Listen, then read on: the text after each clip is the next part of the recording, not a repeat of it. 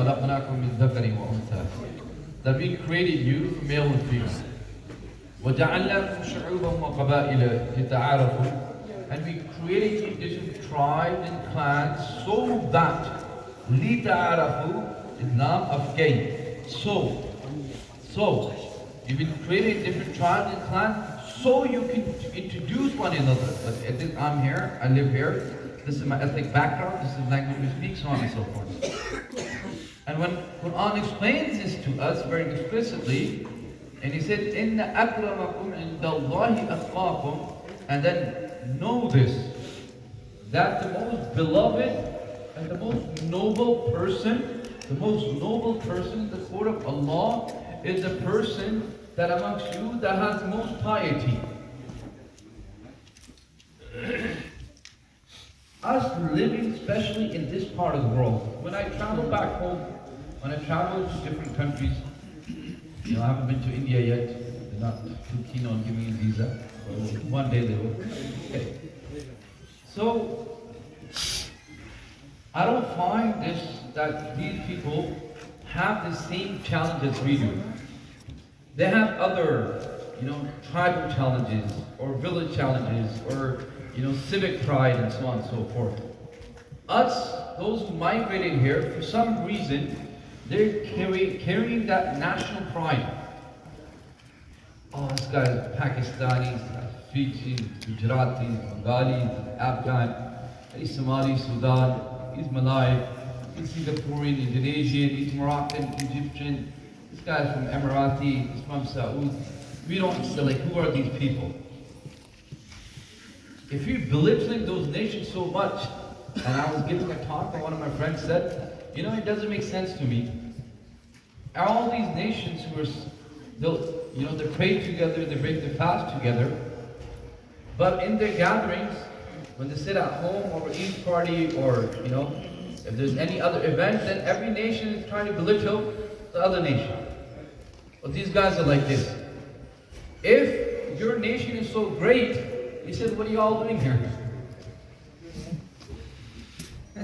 If economically you're so great, what are you all doing here? I said, yeah, that's a valid point. So that means we all have flaws. Some nations, their flaws are more apparent. Some are not. Just because it didn't make it to national news, it doesn't mean that nation is flawless. No.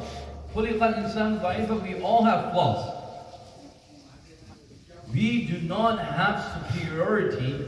No, not one single ethnic group has superiority. Islam has not given them a superiority over other groups. It hasn't. We cannot make ourselves superior over others. We can't. Allah does not allow us to do that.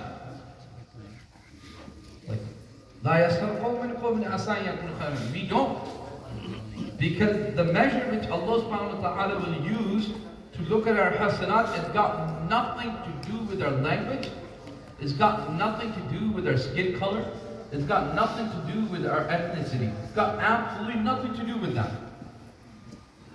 If there was differentiation between the ethnic backgrounds that we come from, we would have seen that in our fara'id that we offer.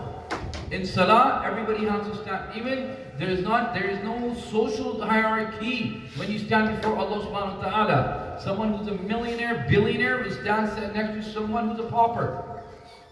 Someone who's impoverished, they're going to stand together.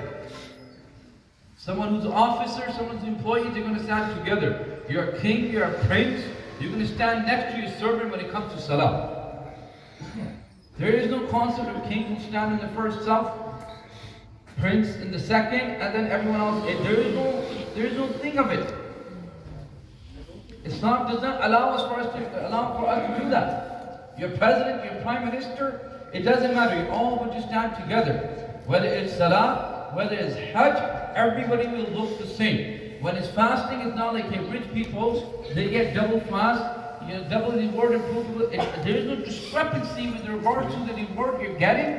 Yes, there is a difference of reward according to the taqwa that we have. That's the only difference. That's the bottom line.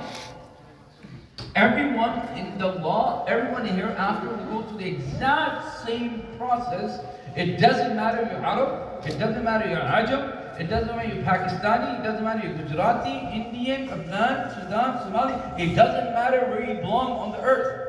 And Allah yawma yaqumu ar-ruhu wal malaikatu safa, when you stand before Allah subhanahu wa ta'ala, everyone will be treated with the stick of justice.